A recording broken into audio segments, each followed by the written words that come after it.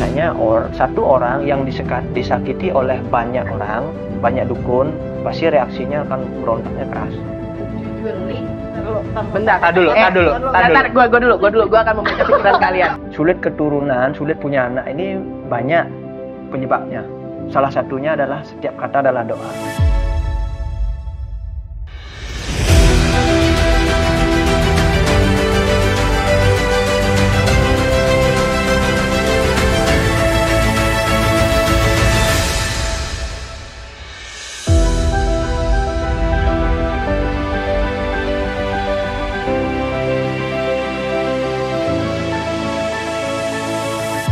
Tadi kayak Jero bilang kan juga salah untuk menghindari, lebih tepatnya kan, kayak dengan berdoa, dengan mungkin juga selain afirmasi positif juga dengan yang Jero bilang kehidupan yang balance segala macem. Tapi yang mau aku tanyakan itu lebih ke apakah sebagai healer atau sebagai balian, selain mengobati orang, apakah bisa mengobati diri sendiri? Atau karena dia mengobati orang, kemampuannya hanya dari dia keluar, bukan dia ke diri sendiri? Gitu. Oke. Ini pertanyaan yang sulit saya jawab karena terus terang saya belum pernah mengalami hal seperti itu. Maksudnya saya kena serangan dan lain sebagainya. Sering saya kena serangan. Setiap saya menangani pasien sehari misalnya 20-30 orang, malamnya itu pasti mimpi dicari dan sebagainya. Tapi saya tidak pernah tumbang. Tidak pernah tumbang. Bukannya bagaimana? Karena saya tetap pada jalurnya, ya. Jadi kalau untuk menjawab pertanyaan itu kayaknya saya harus kena dulu nih. Baru bisa jawab. Gimana nih? Kok kayak jadi ngasih tugas yang buruk? Maksudnya nggak gitu sih, Jero. Maksudnya kan karena beli Bayu, ini kan maksudnya sebagai healer tadi pertanyaannya, karena udah ngobatin orang nih segala macem, dan serangan itu kan banyak. Apalagi yang tadi Nyanyah juga udah menjelaskan kayak banyak di dunia spiritual ataupun supranatural ini kan banyak yang maunya tuh ngetes segala macam, just in case misalkan serangan itu masuk. Walaupun aku juga nggak tahu juga sih, maksudnya ketika kita sudah consciousness-nya udah tinggi atau udah beyond itu, apakah masih ada titik lengahnya atau enggak. Tapi kalau ada lengahnya dan itu masuk, apakah bisa healing diri sendiri? Karena ya itu dia tadi yang aku bilang, tugasnya kan healing orang. Tapi apakah hubungannya juga bisa ke diri sendiri? Nah ini baru saya dapat jawabannya. Ini bisa. Pertanyaan tepat berarti. Ya bisa. Karena Buana Agung atau alam semesta ini versi kecilnya kita. Jadi kurang lebih sama dia. Ketika saya terkena energi supranatural, pasti bisa disembuhkan dengan energi alam semesta. Pasti bisa. Ya, tidak ada yang tidak mungkin di dunia ini. Iya, pasti bisa. Berarti kayak grounding bahasanya gitu ya. Memang pertanyaan itu menuju kebanyakan orang penyembuh mengobati orang lain bisa, mengobati diri sendiri bahkan keluarganya tidak bisa. Nah, ada yang begitu. Kebanyakan seperti itu. Iya. Tapi sekarang pertanyaannya gini, kenapa kok bisa kena energi itu? Ini jadi Beli nanya ke saya. Iya benar. Beli ngajarin kamu cara bertanya. Udah nanya kan, kita mau tahu jawaban. Tadi kan ditanya, ya seandainya saya kena, bisa nggak mengobati? Ya, berarti saya punya kesalahan sehingga saya kena energi itu. Tuh, ya. Nah itu yang paling penting. Tadi itu sebagai reminder untuk saya sendiri, kesalahan saya apa? Oke. Observasi lagi-lagi yang selalu diingetin sama Nyanyah dan Bu Dayu dan kita semua. Iya, menarik ya. Tapi secara dari dunia balian ini sendiri, secara konsep maupun secara teknis dan praktisnya, itu kan ada balian penengen, ada balian pengiwa. Nah, konsep yang dipahami menurut Jero Bayu sendiri, pengiwa dan penengen itu seperti apa? Pengiwa dan penengen, kanan kiri, baik dan buruk, itu akan selalu berdampingan, ya. Jadi ilmu itu netral, apapun ilmunya netral. Jadi tergantung bagaimana sumber daya manusianya menggunakan. Bagaikan pisau, kalau itu kita gunakan memasak sehari-hari positif dia. Tapi kalau kita buat orang negatif dia. Jadi bagi saya pengiwa dan penengen itu tergantung manusianya. Kalau ilmu itu sifatnya netral, itu, ya. Jadi bingung perbedaannya di mana? Bingung perbedaannya pasti. Enggak, kan secara konsep tiap balian memiliki pemahaman sendiri tentang hal-hal tersebut gitu. Nah, yang saya mau tanyakan kan bagaimana secara konsep dari Jero Bayu, karena di Bali sendiri Balian kan punya cara perbedaan dari penengen sama pengiwe itu sendiri. Perbedaannya seperti tadi saya katakan ada penyalahgunaan ilmu itu, ya, digunakan sebagai menyakiti misalnya, ya. Tapi memang sejauh ini kan belum ada yang dia up di media bahwa saya pengiwe gitu ya, menyakiti dan lain sebagainya, tidak ada. Jadi kalau mau mengetahui lebih dalam hal-hal yang seperti itu, ya kita harus terjun biasanya langsung di lapangan. Karena tidak hanya penengen dan pengiwe aja, dibagi juga dengan kiwe tengen, atau dia menyakiti, dia menyembuhkan juga. Karena ada beberapa case yang saya tangani, dia menyampaikan sendiri, dia yang menyakiti dan dia yang menyembuhkan. Disakiti dulu nih, di band lagi nih. Band disakiti, ya, disakiti dia, ya, mulai sakit kepala dan lain sebagainya, tidur tidak bagus. Nah, mimpilah dia ke suatu tempat. Tempatnya di sana. Akhirnya dia datang ke sana untuk diobati. Tapi ketika dia nggak kesana lagi, dia mulai mengalami keluhan-keluhan sakit lagi. Nah, itu kiwe tengen, dia menyakiti, dia juga menyembuhkan. Jadi diperalat. Ada juga yang seperti itu. Manipulatif. Berarti nyari customer. Ya. Disakitin, dimimpiin tempat gue. Terus habis itu 3 kali lipat. Gitu. Nah, tapi tadi berhubungan sama pengiwe ini, kan aku sempat baca-baca nih di artikel. Berhubung aku agak-agak kurang paham ya, jadi kita baca-baca dulu lah gitu kan. Yang aku baca di artikel itu ada kalau pengiwe ini berhubungannya sama liak. Berhubungannya sama liak. Nah, itu tuh hubungannya gimana, Bli? Apakah dia ini tarik baik-baik sebuah saja? kekeliruan. Oh. Sebuah kekeliruan yang berkembang di masyarakat. Dari perkataannya aja udah salah, leak. Ya, sebenarnya ada liya, linggih aksara, yang artinya menempatkan huruf suci dalam tubuh manusia. Jadi liya ini adalah ilmu yang sifatnya netral. Tapi kalau disalahgunakan, penuh dengan kebencian, dendam, iri hati dan sebagainya, dia akan menjadi api yang maha dahsyat, mampu menyakiti si A, si B dan si C. Ya, tapi kalau digunakan untuk perlindungan diri, dia akan membawa kedamaian dan lain sebagainya. Tapi jujur saya tidak mendalami ilmu itu. Ya. Tapi ini sebuah kekeliruan dan menjadi perdebatan di masyarakat. Ya, Sampai sekarang ya? Iya, menantang. Kalau betul ada leak, makan saya. Leak itu sifat.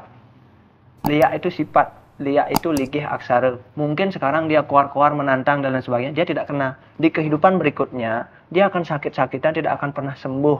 Ya, karena dia mengalami sekarang. Jadi kan apa yang kita tanam tidak kita petik besok. Ya, keluar-keluar menantang dan lain sebagainya, suatu saat nanti pasti kena.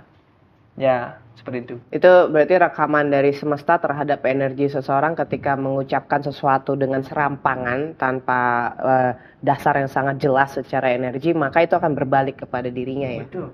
Meskipun apapun yang diungkapkan belum tentu benar, tapi kan semesta itu tidak menyukai orang-orang arogan tanpa dasar yang kuat. Iya. Kan konon katanya arogan boleh, tapi kamu juga harus konsekuensi. Ibarat istilahnya kayak gitu kan. Seperti itu sih. Kurang lebih seperti itu. Ya. Itu. Nanya dong. Udah, gue tadi nanya. Budayu nanya lagi deh. Tapi bingung kan? Iya. Ada aja, ada Jero Bayu, ada black hole di sini gitu kan. Iya, Blank semua itu Ya, kan. ada lagi sih pertanyaan. Silakan loh. Silakan loh, Bu. Jujur nyari. Enggak, mengenai masih di Balian sendiri kan tadi Bli Bayu menyebutkan ada Balian keturunan atau Balian ketakson, kepican gitu kan, memang punya anugerah gitu. Nah, dari pribadi Jero Bayu sendiri memang ada di samping karena keturunan, memang ada sebuah panggilankah, oh saya sepertinya harus meneruskan ini gitu. Ya, ada. Jadi secara garis keturunan, memang dari garis keturunan saya itu ada pemangku, ada balian, ada dalang, ya, ada dalang, dan ada juga yang kalau dulu tuh dukun beranak ya dibilang, ya ada garis keturunan seperti itu. Dan itu pasti akan turun temurun, ya, mengambil raga si A, si B, si C dan lain sebagainya. Ketika itu tidak mau dijalani, pasti akan ada konsekuensinya. Ya. Nah, seperti itu. Jadi saya pun mengalami hal yang sama di awal. sering mimpi-mimpi. Biasanya waktu kecil tuh saya sering mimpi di laut air yang besar, ya.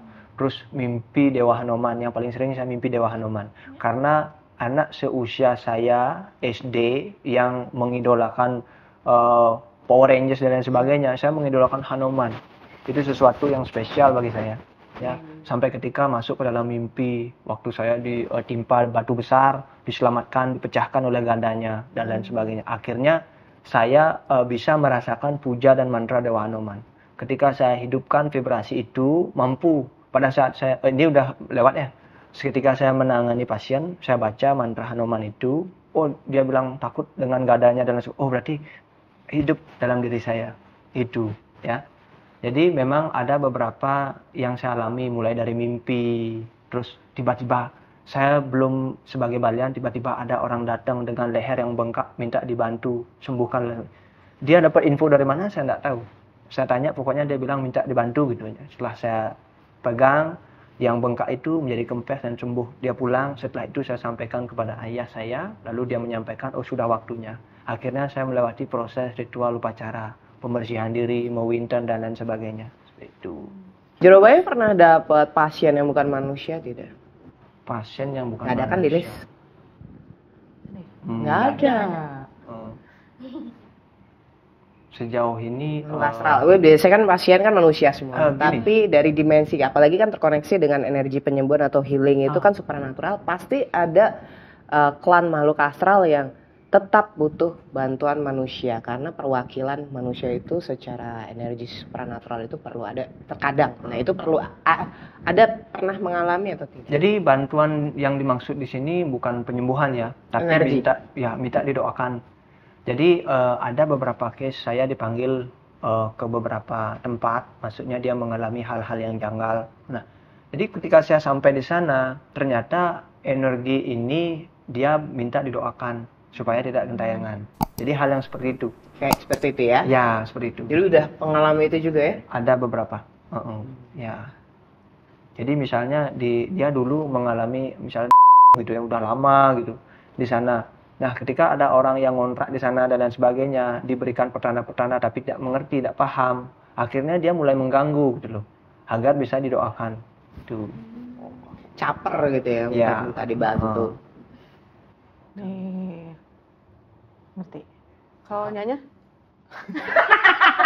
Maksudnya kok gua gue? tembak. Soalnya kayak belum ada pertanyaan. Iya, Kalau menurut Nyanya, Apa kenapa nyanyi? Yang tadi pertanyaannya, kalau Nyanya pengalaman Nyanya pernah apa enggak? Pernah ada yang tadi dari apa tadi kok? Ayo Black apa? hole nih gue. Apa? Ada dari dimensi lain yang minta pertolongan Nyanya untuk sesuatu gitu. Gue disuruh Pengalaman Nyanya gimana? saya mah hanya butir-butir debu di galaksi. hai. Saya juga. Tapi kalau pertanyaan aku ini baik untuk Beli Bayu dan juga Nyanya.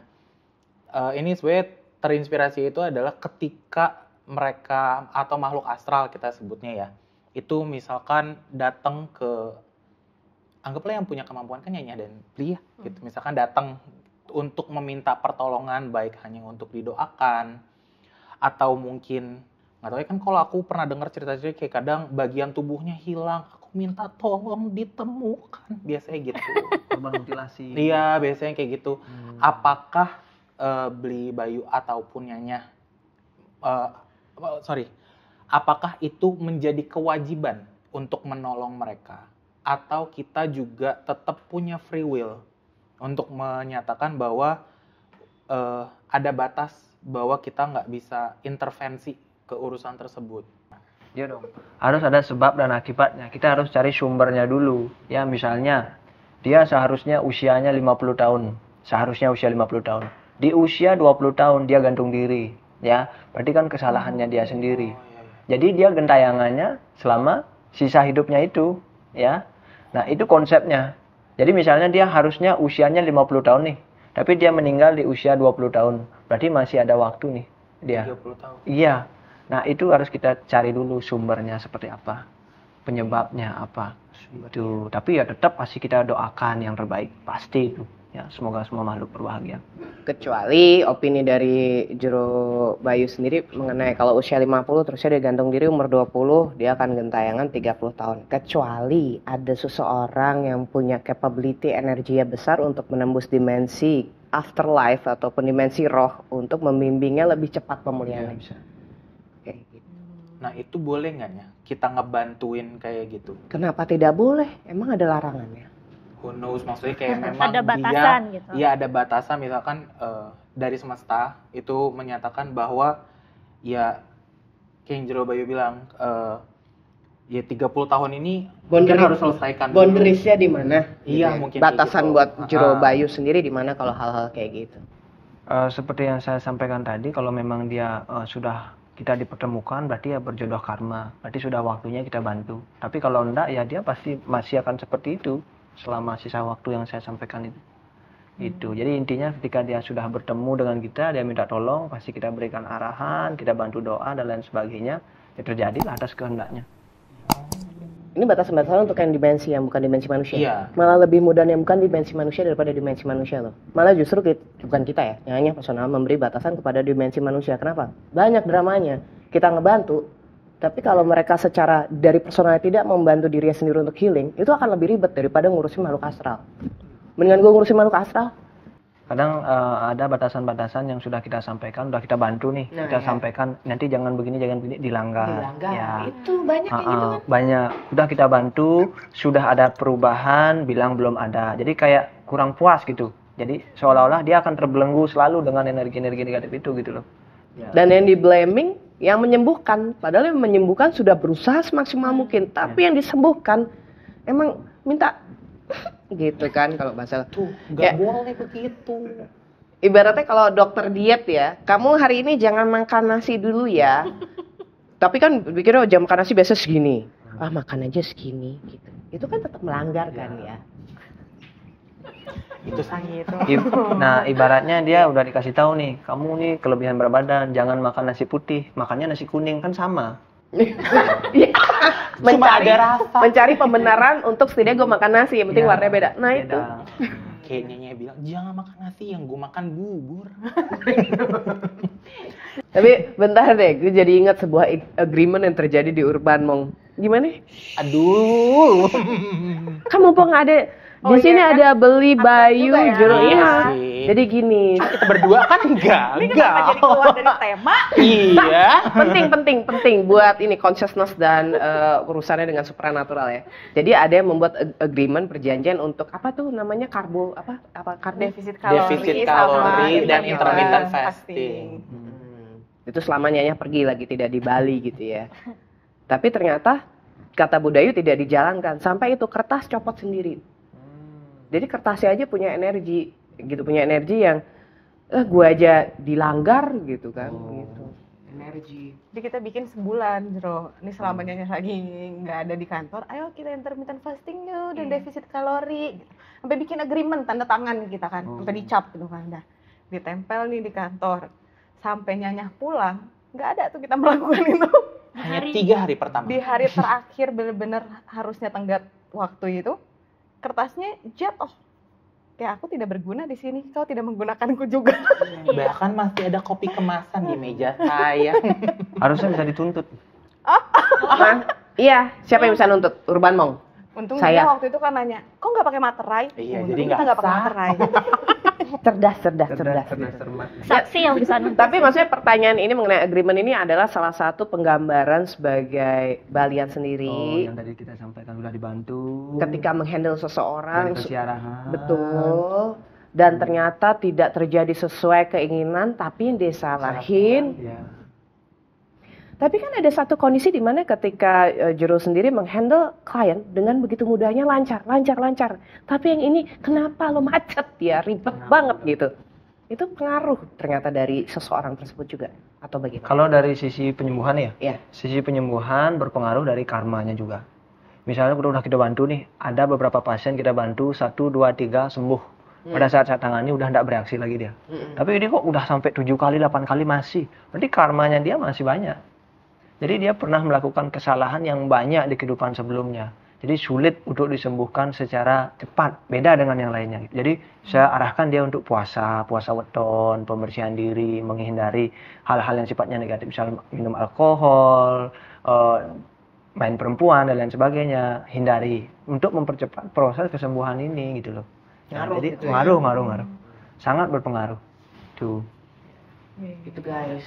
Sama seperti agreement yang dibuat itu ya, jadi dia nggak kurus-kurus gitu loh, karena udah dikasih arahan yang sesuai tapi tidak dijalani gitu. Nggak ada materai. Nah itu dia makanya Bisa dituntut, makanya saya juga sering gitu, kalau kamu nggak bisa dengar perkataan saya, nggak bisa mengikuti, jangan lagi kesini, cari tempat lain seperti itu. Iya. Konsekuensi.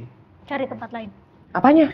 Berarti kita maksudnya cari tempat lain tuh gininya. Kan kita arahannya adalah intermittent fasting dan defisit kalori. Mungkin arahan lainnya adalah nge-gym ya?